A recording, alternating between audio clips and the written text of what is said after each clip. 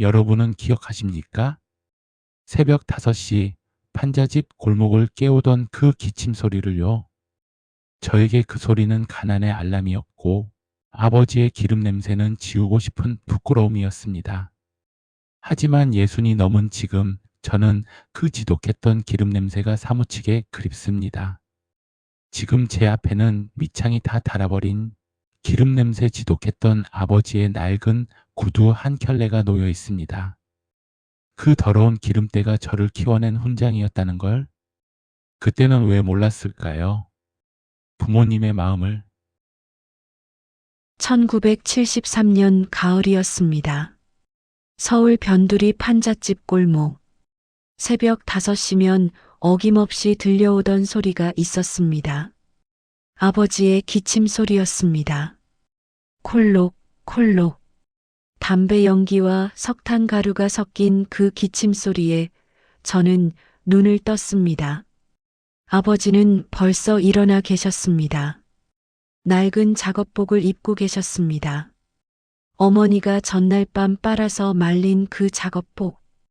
기름때가 빠지지 않아 누렇게 얼룩진 작업복이었습니다.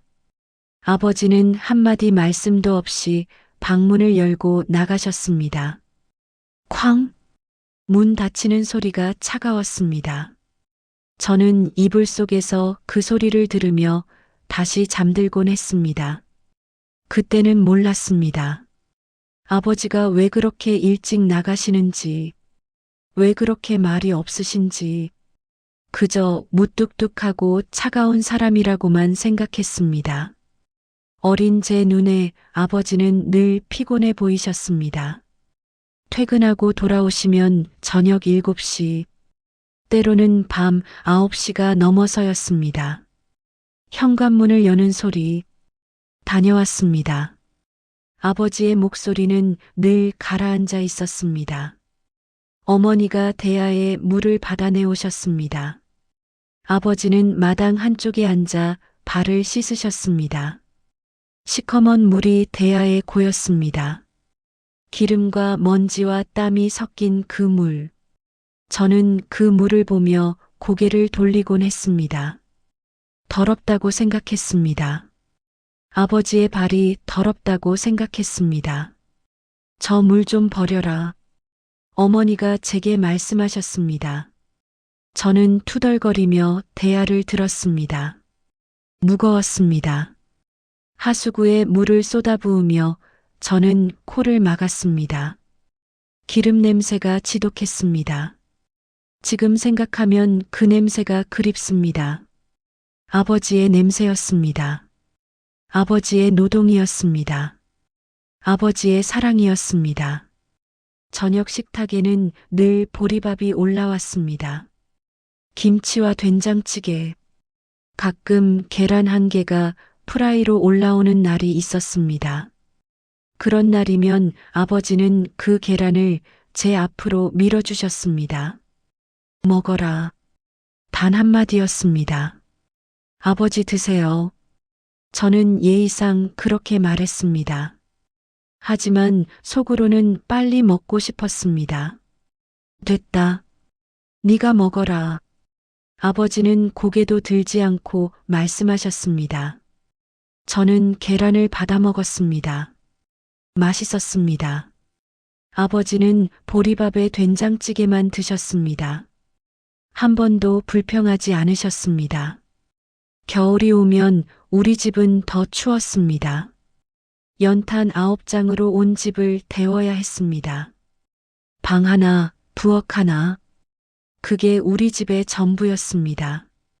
밤이 되면 방문 틈으로 찬바람이 들어왔습니다. 어머니가 신문지를 구겨 문틈에 끼워 넣으셨습니다. 하지만 바람은 여전히 들어왔습니다. 아버지는 당신의 낡은 외투를 제 이불 위에 덮어주셨습니다. 추우면 이거 덮고 자. 그리고는 당신은 얇은 이불 한 장으로 주무셨습니다. 저는 그 외투 냄새가 싫었습니다. 담배 냄새와 기름 냄새가 배어 있었습니다. 하지만 따뜻했습니다. 아버지의 체온이 남아 있었습니다. 어느 겨울날이었습니다. 학교에서 소풍을 간다는 통지서를 받아왔습니다. 준비물에 도시락이라고 적혀 있었습니다. 저는 그 통지서를 어머니께 드렸습니다. 어머니는 한참을 말이 없으셨습니다. 엄마, 김밥 싸주세요. 친구들은 다 김밥 싸온대요. 저는 조르듯 말했습니다. 어머니의 눈빛이 흔들렸습니다. 그래, 김밥 싸줄게. 그렇게 말씀하셨지만 어머니의 목소리는 떨렸습니다. 소풍 전날 밤, 저는 잠이 들었다가 깼습니다. 부엌에서 불빛이 새어나왔습니다. 어머니가 계셨습니다. 작은 도마 위에 당근을 썰고 계셨습니다. 시금치를 데치고 계셨습니다. 계란을 부치고 계셨습니다. 밤 11시가 넘은 시각이었습니다. 어머니의 어깨가 굽어 있었습니다. 저는 그 모습을 보고도 다시 잠들었습니다. 고맙다는 말도 하지 않았습니다. 아침에 눈을 떠보니 제 책상 위에 김밥이 놓여 있었습니다. 신문지에 정성스럽게 쌓여 있었습니다. 다녀오너라. 어머니가 웃으며 말씀하셨습니다. 저는 김밥을 들고 학교로 갔습니다. 소풍 버스 안에서 친구들이 도시락을 펼쳤습니다. 샌드위치도 있었습니다. 예쁜 도시락통에 담긴 김밥들. 저는 제 김밥을 펼쳤습니다. 신문지가 바스락거렸습니다. 김밥이 조금 눌려 있었습니다. 야, 너 김밥 신문지에 쌌어? 한 친구가 비웃듯 말했습니다. 저는 얼굴이 빨개졌습니다. 창피했습니다. 화가 났습니다. 어머니가 원망스러웠습니다. 왜 제대로 된 도시락통이 없는지, 왜 우리는 가난한지. 저는 김밥을 빨리 먹고 신문지를 구겨버렸습니다. 집에 돌아와서도 저는 아무 말 하지 않았습니다. 맛있게 먹었니? 어머니가 물으셨습니다. 네. 짧게 대답하고 방으로 들어갔습니다. 어머니의 밤샘 노동에 대해, 어머니의 정성에 대해 저는 한마디 고마운 말도 하지 않았습니다. 아버지는 더 말이 없으셨습니다. 저와 대화다운 대화를 나눈 적이 없었습니다. 학교 잘 다녀왔니? 네. 그게 우리의 유일한 대화였습니다. 아버지는 제가 무엇을 좋아하는지 몰랐습니다. 제가 무슨 꿈을 꾸는지 몰랐습니다. 저 역시 아버지가 어떤 분인지 몰랐습니다. 공장에서 무슨 일을 하시는지도 몰랐습니다. 관심도 없었습니다. 그저 피곤해 보이는 무뚝뚝한 사람. 그게 제가 아는 아버지의 전부였습니다. 국민학교 5학년이던 어느 날, 학교에서 운동회가 열렸습니다. 친구들의 부모님들이 오셨습니다. 도시락을 싸들고 오셨습니다. 저는 우리 부모님은 안 오실 거라고 생각했습니다. 아버지는 일하러 가셔야 하니까, 어머니는 부끄러워하실 테니까, 우리는 가난하니까. 운동회가 시작되었습니다. 저는 계주 선수로 뛰게 되었습니다. 마지막 주자였습니다. 바통을 받아 전력으로 달렸습니다. 그리고 결승선을 1등으로 통과했습니다. 친구들이 환호했습니다. 저는 숨을 헐떡이며 관중석을 둘러봤습니다. 그때 봤습니다. 구석 자리에 앉아 계신 아버지를. 낡은 작업복 차림이셨습니다. 손에는 기름때가 묻어 있었습니다. 일하다 오신 게 분명했습니다. 아버지는 박수를 치고 계셨습니다. 어색하게. 하지만 분명히 웃고 계셨습니다. 저는 그 모습을 보고 눈물이 났습니다. 기쁨의 눈물이 아니었습니다. 창피함의 눈물이었습니다. 친구들이 우리 아버지를 볼까봐, 낡은 작업복을 볼까봐, 기름때 묻은 손을 볼까봐 저는 고개를 돌렸습니다. 아버지를 외면했습니다. 시상식이 끝나고 집으로 돌아가는 길, 아버지가 제 어깨에 손을 얹으셨습니다. 잘했다. 그 한마디였습니다. 저는 네라고만 대답했습니다. 고맙다는 말도 하지 않았습니다. 아버지가 얼마나 바쁜 시간을 쪼개서 오셨는지, 얼마나 용기를 내서 그 자리에 앉으셨는지 저는 몰랐습니다. 알려고 하지도 않았습니다. 중학교에 들어갔습니다. 저는 점점 더 집이 싫어졌습니다. 가난이 싫었습니다. 낡은 교복이 싫었습니다. 도시락 반찬이 싫었습니다. 무엇보다 아버지의 침묵이 싫었습니다. 어머니의 헌신이 무겁게 느껴졌습니다. 저는 친구 집에 놀러 가는 것을 좋아했습니다. 친구 집은 넓고 따뜻했습니다. 친구 아버지는 양복을 입고 다녔습니다. 친구 어머니는 예쁜 옷을 입었습니다. 저는 집에 돌아오기 싫었습니다. 하지만 저녁이 되면 돌아가야 했습니다. 골목길을 걸어 들어가면 기름 냄새가 났습니다. 저는 그 냄새가 싫었습니다. 집에 들어서면 어머니가 웃으며 맞아주셨습니다. 배고프지? 밥 차려놨어. 저는 대답도 제대로 하지 않았습니다. 네. 한마디 하고 방으로 들어갔습니다. 아버지는 여전히 늦게 돌아오셨습니다.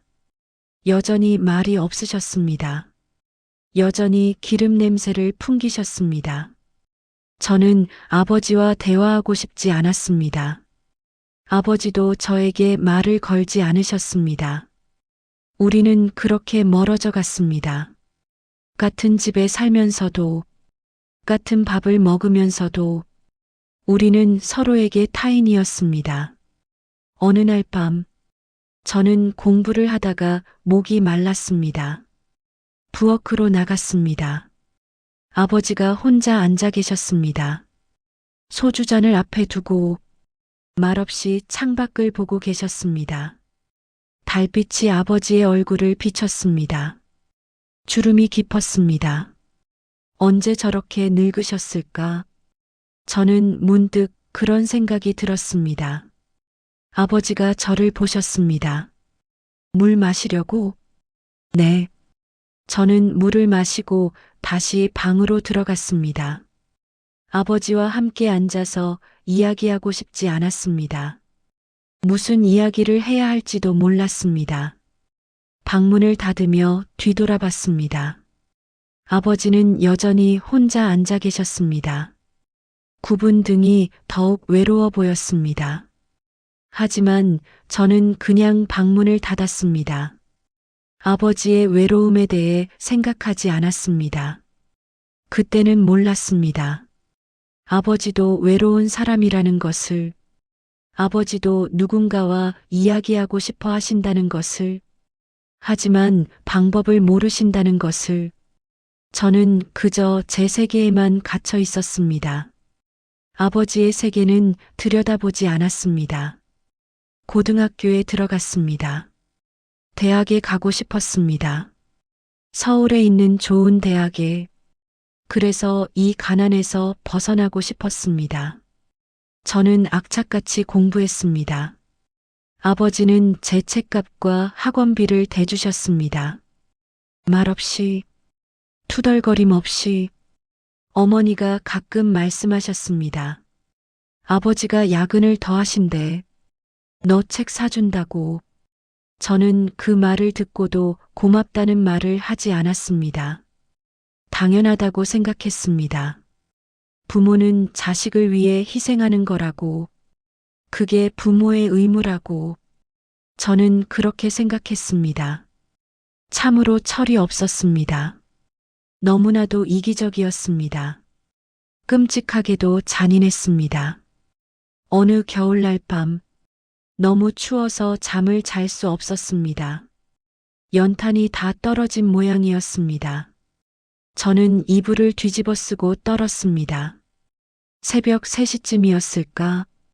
현관문이 열리는 소리가 들렸습니다. 아버지였습니다. 연탄을 사러 가신 모양이었습니다. 삽으로 재를 퍼내는 소리, 새 연탄을 밀어 넣는 소리, 연탄을 갈아 끼우는 소리가 들렸습니다. 그리고 한참이 지나서야 방이 따뜻해졌습니다. 저는 그제야 잠들 수 있었습니다. 아침에 일어나 보니 아버지는 벌써 일하러 나가셨습니다. 새벽 3시에 연탄을 갈고 5시에 일하러 나가신 겁니다. 어머니가 말씀하셨습니다. 아버지 손에 화상 입으셨어. 연탄 갈다가. 저는 아무 말도 하지 못했습니다. 미안하다는 말도, 고맙다는 말도. 저녁에 돌아오신 아버지의 손을 봤습니다. 붕대가 감겨 있었습니다. 하지만 아버지는 아무 말씀도 안 하셨습니다. 저도 아무 말 하지 않았습니다. 우리는 그렇게 살았습니다. 서로를 사랑하면서도 서로에게 말을 걸지 못하면서 대학에 합격했습니다. 서울에 있는 그럭저럭 괜찮은 대학이었습니다. 합격 통지서를 받던 날, 어머니가 우셨습니다. 고생했다, 아가. 아버지는 말이 없으셨습니다. 하지만 눈가가 붉어지셨습니다. 이내 돌아서서 기침을 하셨습니다. 등록금 고지서를 받았습니다. 터무니없는 금액이었습니다. 저는 고지서를 어머니께 드렸습니다. 어머니가 한숨을 쉬셨습니다. 걱정하지 마라. 아버지가 마련하신대. 며칠 후였습니다. 아버지가 봉투를 건네주셨습니다. 등록금. 저는 봉투를 받았습니다. 무거웠습니다. 돈의 무게가 아니었습니다. 아버지의 땀이었습니다. 아버지의 시간이었습니다. 하지만 저는 그저 감사합니다 라고만 말했습니다. 형식적으로, 진심 없이 대학 생활이 시작되었습니다. 저는 서울이 좋았습니다. 자유로웠습니다. 더 이상 가난한 집으로 돌아가지 않아도 됐습니다. 기숙사에서 살았습니다. 방학에만 집에 내려갔습니다. 그것도 짧게. 부모님은 기다리셨습니다. 언제 내려오니? 어머니가 전화로 물으셨습니다. 바빠요. 나중에요. 저는 그렇게 대답했습니다. 실제로는 바쁘지 않았습니다. 그냥 가기 싫었습니다. 좁은 집이 싫었습니다. 낡은 가구가 싫었습니다. 기름 냄새가 배어 있는 그 골목이 싫었습니다. 대학을 졸업하고 중견기업에 취직했습니다. 첫 월급을 받았습니다. 저는 그 돈으로 새 양복을 샀습니다. 새 구두를 샀습니다. 부모님께 드린 돈은 얼마 되지 않았습니다. 이거 쓰세요. 10만 원을 드렸습니다. 어머니는 그 돈을 받고 기뻐하셨습니다. 고맙다, 아가. 아버지는 여전히 말이 없으셨습니다. 저는 그 침묵이 무엇을 의미하는지 몰랐습니다. 실망인지, 서운함인지, 아니면 그저 무관심인지, 저는 궁금하지도 않았습니다. 30살이 되었습니다. 저는 더 큰 회사로 이직했습니다. 연봉이 올랐습니다. 저는 성공하고 있다고 생각했습니다. 그리고 부모님을 만나는 횟수는 더 줄었습니다. 설날과 추석, 1년에 2번, 그것도 하루 이틀 정도. 바빠서요. 저는 늘 그렇게 말했습니다. 어머니가 전화를 하셨습니다. 밥은 잘 먹니? 네, 잘 먹어요. 아버지가 보고 싶어 하시는데. 다음에 갈게요. 저는 전화를 빨리 끊고 싶었습니다. 회의가 있었습니다. 프로젝트가 있었습니다. 해야 할 일이 많았습니다. 부모님 생각할 시간이 없었습니다. 아니, 생각하고 싶지 않았습니다. 그분들의 늙어가는 모습을 보고 싶지 않았습니다. 그분들의 외로움을 마주하고 싶지 않았습니다. 저는 제 삶에 바빴습니다. 결혼을 하고 아이가 태어났습니다. 이제 정말 바빠졌습니다. 회사 일, 육아, 집안일, 부모님을 찾아뵐 시간은 더욱 없었습니다. 손주 얼굴 좀 보여주면 안 되겠니? 어머니가 전화로 말씀하셨습니다. 목소리가 떨렸습니다. 다음 주말에 갈게요. 하지만 다음 주말에도 가지 않았습니다. 회사에서 급한 일이 생겼다는 핑계를 댔습니다. 아이가 아프다는 핑계를 댔습니다. 핑계는 얼마든지 만들 수 있었습니다. 어느 날 부모님이 서울로 올라오셨습니다. 손주를 보러. 저는 반갑지 않았습니다. 왜 미리 연락하지 않고 오셨냐고 짜증을 냈습니다. 깜짝 선물하려고 그랬지. 어머니가 웃으며 말씀하셨습니다. 하지만 그 웃음 뒤에 서운함이 보였습니다. 아버지는 손주를 안아보셨습니다. 서툴게, 조심스럽게, 똑똑하게 생겼네. 그렇게 말씀하시며 웃으셨습니다. 저는 처음 봤습니다. 아버지의 그런 미소를. 하지만 저는 빨리 아이를 받아냈습니다. 아버지, 손에 기름때 묻었어요. 그 말이 나도 모르게 튀어나왔습니다. 아버지의 얼굴이 굳었습니다. 손을 내려다 보셨습니다. 평생 일한 그 손을, 기름때가 빠지지 않는 그 손을. 미안하다. 아버지가 작게 말씀하셨습니다. 저는 그때도 몰랐습니다. 제 말 한마디가 아버지의 마음에 어떤 상처를 냈는지. 부모님은 그날 저녁 일찍 돌아가셨습니다. 너희도 바쁠 텐데. 어머니가 말씀하셨습니다. 저는 만류하지 않았습니다. 차라리 잘 됐다고 생각했습니다. 편하게 쉴 수 있겠다고. 현관문이 닫혔습니다.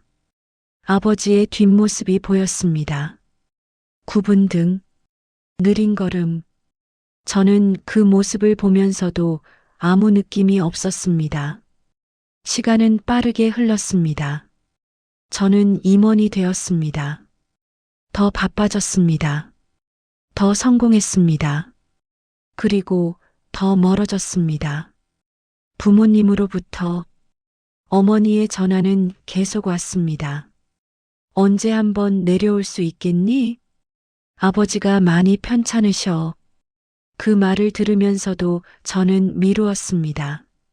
다음 달에 갈게요. 다음 분기에 시간 내볼게요. 늘 다음이었습니다. 늘 나중이었습니다. 지금은 안 된다는 말만 반복했습니다. 그렇게 시간은 흘러갔습니다. 돌이킬 수 없이. 그 전화를 받은 건 회의 중이었습니다. 어머니의 전화. 저는 무시했습니다. 나중에 다시 걸어야지. 하지만 전화벨이 계속 울렸습니다. 2번, 3번, 4번 이상했습니다. 어머니는 이렇게 집요하게 전화하시는 분이 아니었습니다. 저는 회의실을 나와 전화를 받았습니다. 여보세요? 제 목소리는 짜증 섞여 있었습니다. 어머니는 말이 없으셨습니다. 울음소리만 들렸습니다. 엄마, 왜 그러세요? 아버지가. 어머니의 목소리가 떨렸습니다. 쓰러지셨어. 머리가 하얘졌습니다. 지금 어디세요? 병원. 저는 회의를 중단하고 뛰쳐나왔습니다. 고속버스를 탔습니다. 2시간이 걸렸습니다. 그 2시간이 너무 길었습니다. 차창 밖 풍경이 흐려졌습니다. 눈물 때문이었습니다. 왜 진작 내려가지 않았을까? 왜 그렇게 바빴을까? 무엇이 그렇게 중요했을까? 후회가 밀려왔습니다. 병원에 도착했습니다. 중환자실이었습니다. 어머니가 복도 의자에 앉아 계셨습니다. 혼자 작고 무너진 모습으로 엄마, 제가 부르자 어머니가 고개를 드셨습니다. 얼굴이 반쯤 무너져 있었습니다. 뇌졸중이래. 어머니의 목소리는 겨우 들릴 정도였습니다. 왼쪽이 마비됐대. 저는 중환자실 문 앞에 섰습니다. 유리창 너머로 아버지가 보였습니다. 수많은 선에 연결되어 계셨습니다. 눈을 감고 계셨습니다. 평생 쉬지 않고 일하시던 분, 한마디 불평 없이 가족을 먹여 살리시던 분, 이제 움직이지 못하고 누워 계셨습니다. 의사 선생님이 나오셨습니다. 보호자분이신가요?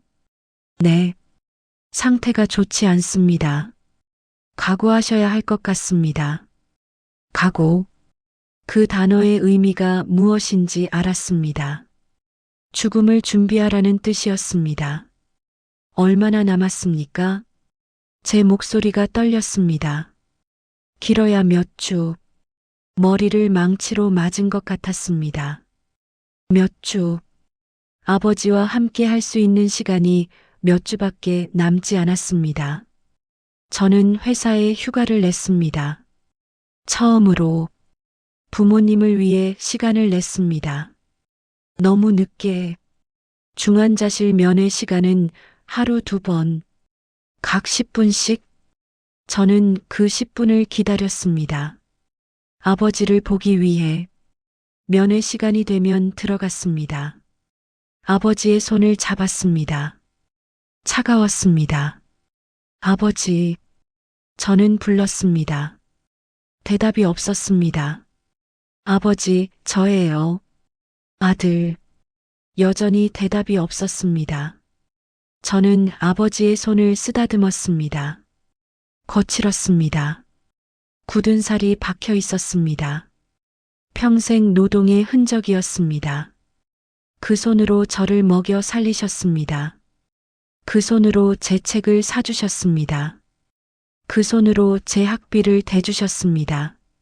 하지만 저는 한 번도 그 손을 제대로 본 적이 없었습니다. 고맙다고 말한 적도 없었습니다. 아버지, 미안해요. 눈물이 났습니다. 제가 잘못했어요. 제가 잘못했어요. 하지만 아버지는 듣지 못하셨습니다. 10분이 지났습니다. 간호사가 나가라고 했습니다. 저는 아버지의 손을 놓지 못했습니다. 조금만 더요. 안 됩니다. 환자 안정이 중요해요. 저는 아버지의 손을 놓아야 했습니다. 밖으로 나왔습니다. 어머니가 기다리고 계셨습니다. 어땠니? 그냥 똑같아요. 어머니의 눈에서 눈물이 흘렀습니다. 네, 아버지. 어머니가 말을 잇지 못하셨습니다. 평생 너만 생각하고 사셨어. 말은 없어도 항상 내 이야기만 하셨어. 우리 아들 대학 갔다고, 우리 아들 취직했다고, 우리 아들 승진했다고. 그게 자랑이셨어.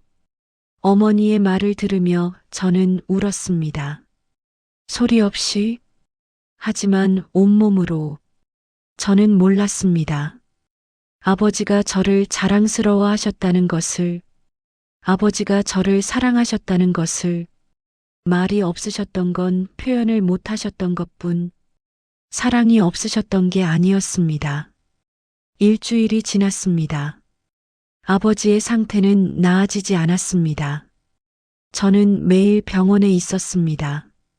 면회 시간마다 들어갔습니다. 아버지께 말을 걸었습니다. 아버지, 오늘 날씨 좋아요. 아버지가 좋아하는 가을이에요. 빨리 깨어나세요. 같이 산책해요.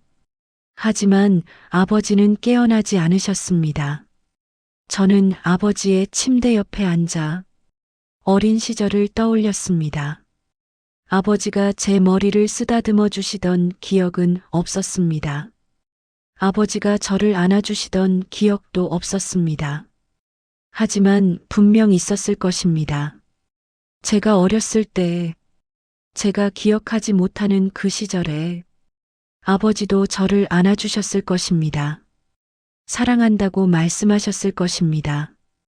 저는 그 기억을 잃어버렸습니다. 아니, 기억하려 하지 않았습니다. 이제는 돌이킬 수 없었습니다. 열흘째 되던 날, 아버지가 눈을 뜨셨습니다. 간호사가 급히 달려왔습니다. 보호자분, 환자분이 깨어나셨어요. 저는 뛰어들어갔습니다. 아버지가 저를 보고 계셨습니다.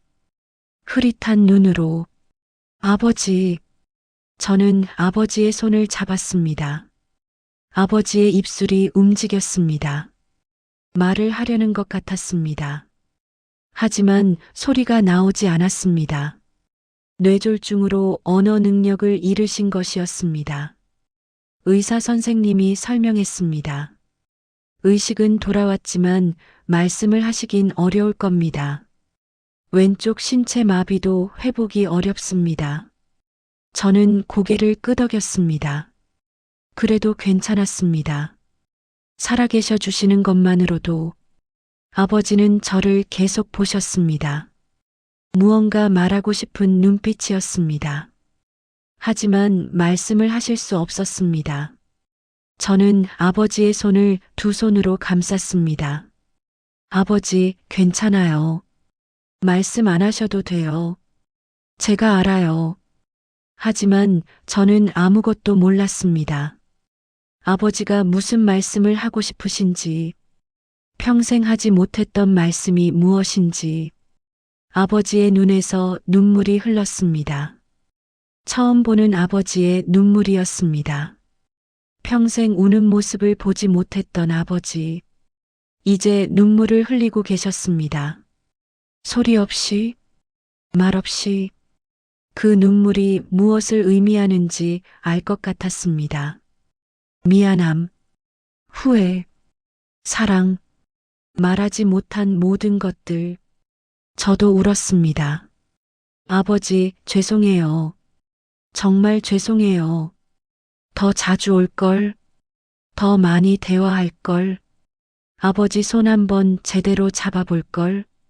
하지만 이미 늦었습니다. 아버지는 제 말을 들으시는지, 이해하시는지 알 수 없었습니다. 그저 저를 보고 계셨습니다. 눈물을 흘리며 일반 병실로 옮겼습니다. 저는 매일 병원에 갔습니다. 아버지를 돌보기 시작했습니다. 평생 처음이었습니다. 아버지를 위해 무언가를 하는 것이 식사 시간이 되면 죽을 떠서 드렸습니다. 아버지는 삼키는 것도 어려워하셨습니다. 한 숟가락, 또 한 숟가락, 조금씩, 천천히, 어머니가 어린 저에게 밥을 먹였듯이 아버지가 제게 계란 프라이를 양보하셨던 것처럼 저도 이제 아버지를 돌봤습니다. 너무 늦게 침대에 오래 누워 계시니 욕창이 생겼습니다. 간호사가 자세를 바꿔드려야 한다고 했습니다.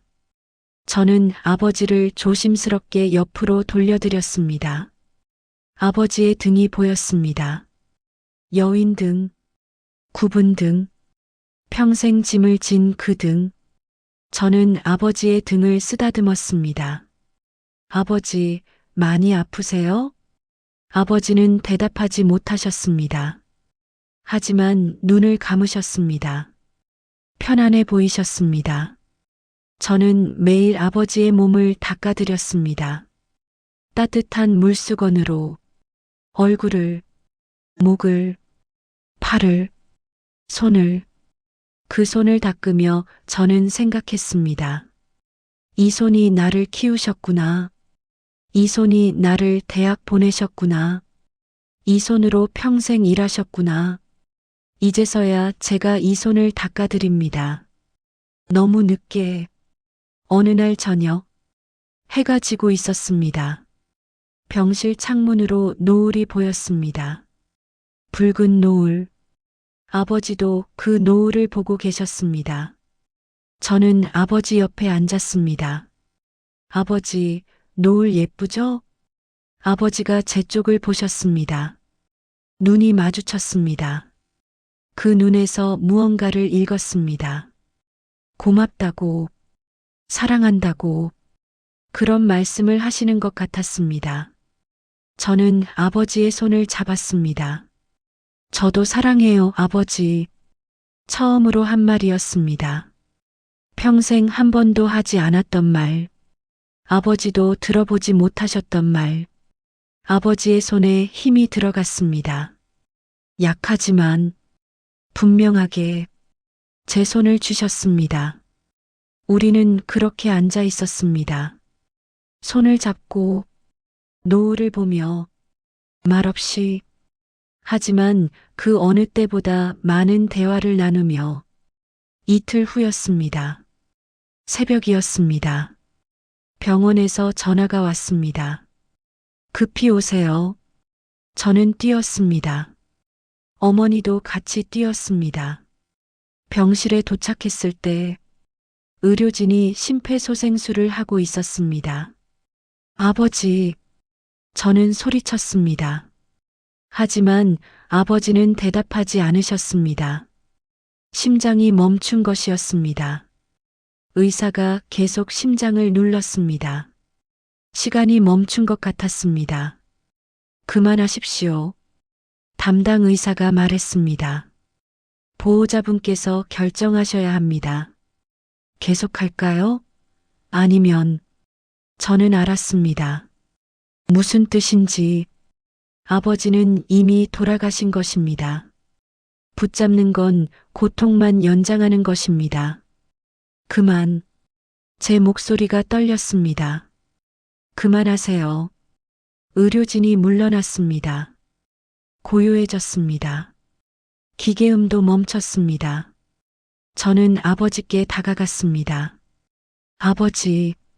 불렀지만 대답이 없었습니다. 영원히 없을 것입니다. 어머니가 쓰러졌습니다. 여보. 어머니의 울음소리가 병실을 채웠습니다. 저는 어머니를 부축했습니다. 하지만 저도 무너지고 있었습니다. 안에서부터 아버지의 얼굴을 봤습니다. 편안해 보이셨습니다. 드디어 쉬실 수 있게 되신 것입니다. 평생의 노동에서, 평생의 고통에서 저는 아버지의 손을 잡았습니다.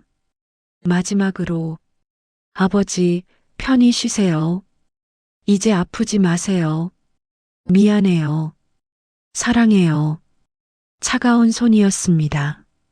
더 이상 제 손을 쥐어주지 못할 너무나도 귀한 손이었습니다. 장례식장은 한산했습니다. 아버지의 친구는 많지 않았습니다. 평생 일만 하셨으니까, 사람들을 만날 시간이 없으셨으니까, 오시는 분들은 대부분 같은 공장 사람들이었습니다. 좋은 분이셨어요. 성실하셨어요. 묵묵하셨지만 따뜻하셨어요. 그분들의 말을 들으며 저는 깨달았습니다. 아버지에 대해 아무것도 모른다는 것을, 아버지가 어떤 사람이셨는지, 어떤 꿈을 가지셨는지, 무엇을 좋아하셨는지, 저는 모릅니다. 아들이면서도 3일장을 치렀습니다. 아버지를 화장했습니다. 유골함을 받아들었습니다. 가벼웠습니다. 평생을 살아온 한 사람의 인생이 이렇게 가벼워질 수 있다는 게 믿기지 않았습니다. 집으로 돌아왔습니다. 아버지가 사시던 그 집, 좁고 낡은 집, 모든 것이 그대로였습니다. 그곳에 아버지만 없었습니다. 저는 아버지의 방으로 들어갔습니다. 생전 처음이었습니다. 아버지 방에 들어가는 것이 작은 방이었습니다. 낡은 옷장이 있었습니다. 열어봤습니다. 작업복이 걸려 있었습니다. 여전히 기름 냄새가 났습니다. 저는 그 작업복을 끌어안았습니다. 소리내어 울었습니다. 옷장 구석에 작은 상자가 있었습니다. 열어봤습니다. 안에는 사진들이 있었습니다. 제 어린 시절 사진들, 국민학교 입학식, 운동회, 졸업식, 대학 합격 발표날, 모두 아버지가 찍어두신 것이었습니다. 사진 뒷면에는 아버지의 글씨로 날짜가 적혀 있었습니다. 1980년 3월 2일, 우리 아들 국민학교 입학. 1985년 10월 15일, 아들 운동회 1등.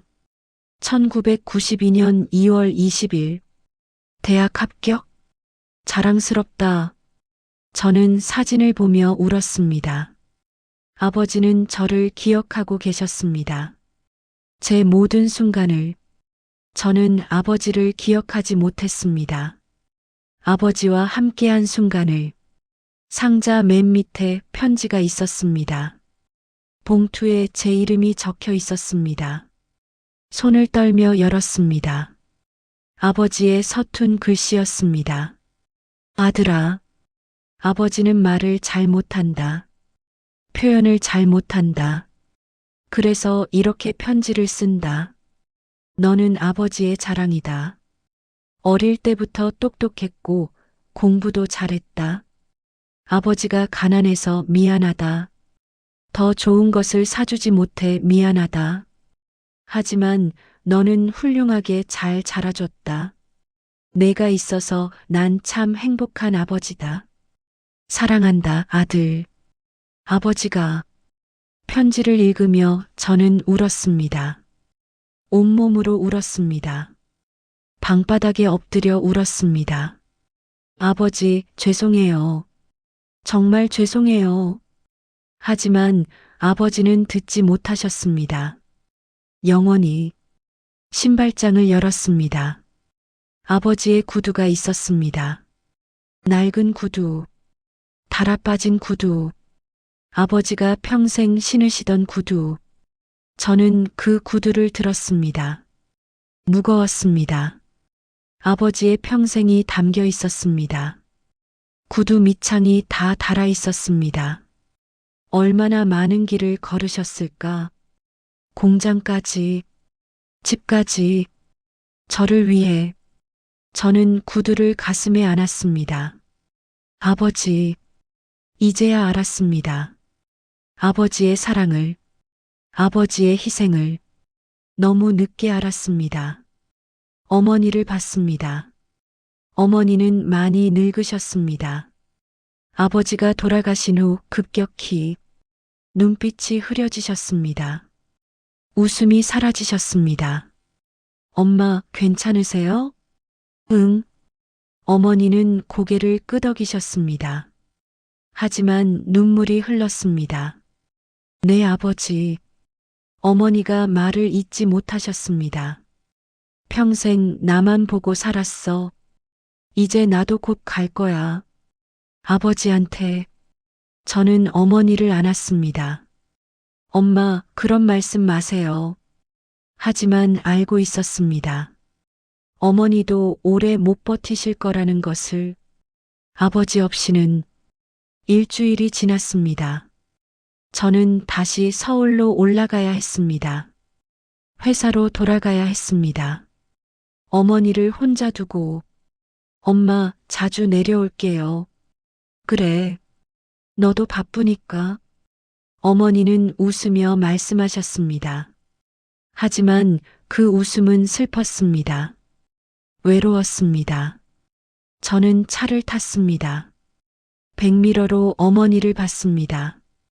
작아지는 어머니, 혼자 남겨진 어머니, 손을 흔들고 계신 어머니. 저는 차를 멈췄습니다. 뒤돌아갔습니다. 엄마, 어머니가 놀라셨습니다. 왜, 뭐 놓고 갔니? 아니요. 그냥, 저는 어머니를 안았습니다. 사랑해요, 엄마. 어머니가 제 등을 토닥였습니다. 알아. 엄마도 사랑한다. 그날 저는 서울로 올라가지 않았습니다. 어머니와 함께 있었습니다. 하루만, 단 하루만이라도. 지금 저는 63입니다. 아버지가 돌아가신 지 15년이 지났습니다. 어머니도 3년 전에 돌아가셨습니다. 아버지 곁으로 저는 이제 그때 부모님 나이가 되었습니다. 그제야 이해합니다. 부모의 마음을, 자식에 대한 사랑을, 제 아이를 보면 압니다. 아버지가 저를 어떻게 사랑하셨는지 말없이 묵묵히 자기를 희생하며 저도 그렇게 살고 있습니다. 제 아이를 위해 말은 잘 못하지만 표현은 서툴지만 사랑하고 있습니다. 가끔 꿈을 꿉니다. 아버지가 나오는 꿈을. 꿈속에서 아버지는 젊은 모습입니다. 건강하게 웃고 계십니다. 저는 꿈속에서 아버지께 말합니다. 아버지 사랑해요. 고마워요. 미안해요. 아버지는 제 머리를 쓰다듬어 주십니다. 괜찮다. 아들아. 꿈에서 깨면 눈물이 흐릅니다. 베개가 젖어 있습니다. 아버지의 구두는 아직도 제 집에 있습니다. 버리지 못했습니다. 가끔씩 꺼내 닦아줍니다. 그리고 생각합니다. 이 구두를 신고 얼마나 많이 걸으셨을까? 나를 위해. 여러분, 이 이야기를 듣고 계신 여러분, 부모님이 살아계십니까? 그렇다면 지금 전화하세요. 지금 이 순간, 사랑합니다 말하세요. 고맙습니다 말하세요. 미안합니다 말하세요. 내일이 아니라 오늘, 다음 주가 아니라 지금, 바쁘다는 핑계, 나중에 하겠다는 핑계, 그런 핑계를 대지 마세요. 저처럼 후회하지 마세요. 부모님은 기다리고 계십니다. 여러분의 전화를, 여러분의 목소리를, 여러분의 사랑을 말없이 묵묵히 평생. 그분들은 많은 것을 바라지 않습니다. 비싼 선물도 필요 없습니다. 그저 여러분의 목소리, 여러분의 안부, 여러분의 시간, 그것이면 충분합니다. 저는 압니다. 부모님과 함께할 시간이 얼마나 짧은지 저는 압니다. 후회가 얼마나 고통스러운지 저는 압니다. 그 시간이 다시는 돌아오지 않는다는 것을. 여러분, 지금 전화하세요. 지금 찾아가세요. 그리고 지금 안아드리세요. 늦지 않게, 후회하지 않게. 부모님의 손, 그 주름진 손, 거친 손, 한번 잡아보세요. 부모님의 눈, 그 흐려진 눈, 깊어진 주름, 한번 마주보세요. 부모님의 목소리, 그 떨리는 목소리, 가늘어진 목소리, 귀 기울여 들어보세요. 시간은 기다려주지 않습니다. 부모님은 늙어가십니다. 어느 날 갑자기 돌이킬 수 없게. 저처럼 되지 마세요. 빈 구두만 남기고, 빈 방만 남기고, 빈 마음만 남기고, 후회하지 마세요. 지금, 이 순간, 전화하세요. 사랑합니다, 아버지. 사랑합니다, 어머니. 그 한마디면 됩니다. 그 한마디가 부모님께는 세상 전부입니다. 63이 된 지금에서야 비로소 이해했습니다. 아버지의 침묵이, 어머니의 헌신이, 기름 냄새가, 낡은 구두가 모두 사랑이었다는 것을 너무 늦게 알았습니다. 여러분은 늦지 마세요. 지금 전화하세요. 지금 찾아가세요. 부모님이 살아계실 때, 건강하실 때, 여러분의 목소리를 들으실 수 있을 때, 바로 지금